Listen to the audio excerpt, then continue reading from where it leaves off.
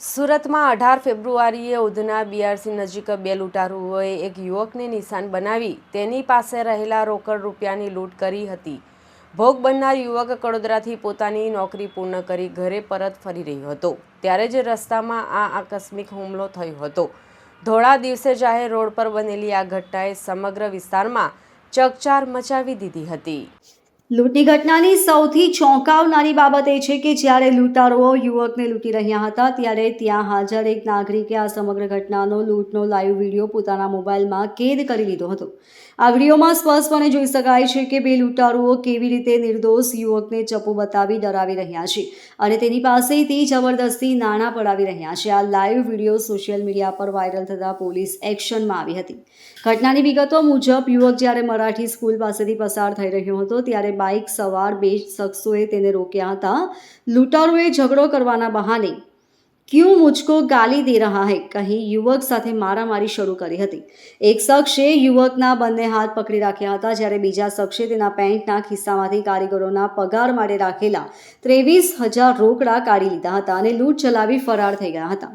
લૂંટની જાણ થતાં જ ભોગ બનનારે તુરંત જ પોતાના પુત્ર અને પોલીસે જાણ કરી હતી. ઉધના પોલીસ સર્વેલન્સની ટીમે ઘટનાની ગંભીરતા સમજી તપાસના ચક્રો ગતિમાન કર્યા હતા. સીસીટીવી ફૂટેજ અને વાયરલ થયેલા લાઈવ વિડીયોના આધારે પોલીસે ગણતરીના કલાકોમાં જ આ ગુનાનો ભેદ ઉકેલી નાખ્યો હતો. પોલીસે ટેકનિકલ સર્વેલન્સની મદદથી લૂંટારુઓનું લોકેશન ટ્રેસ કર્યું હતું.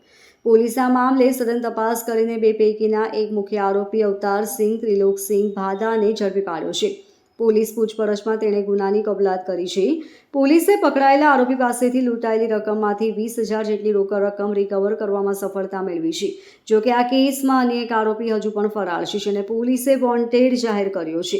ઉધના પોલીસ સ્ટેશન વિસ્તારમાં પ્રભુનગર એરિયામાં એક જે ફરિયાદી છે ઉદય પ્રધાન એ પોતે ચાલતા જતા હતા ત્યારે તેના ખિસ્સામાં 23,000 રૂપિયા જેટલી રકમ હતી.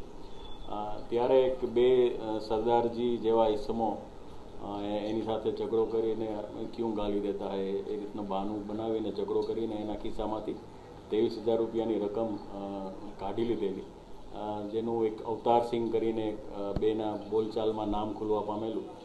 પોલીસે આ સંબંધે ટેકનિકલ સર્વેલન્સ અને જુદા જુદી ટીમો બનાવી અને શોધખોળ કરતા અવતારસિંહની છે એ ધરપકડ કરેલી છે અને એની પાસેથી અત્યારે 20,000 રૂપિયા જેટલી રકમ છે એ રિકવર કરેલી છે. અવતારસિંહના કોઈ ખાસ ગુનાહિત ઇતિહાસ છે નહીં અને બેકાર માણસ હોય એ રીતનું હાલ જણાઈ રહ્યું છે.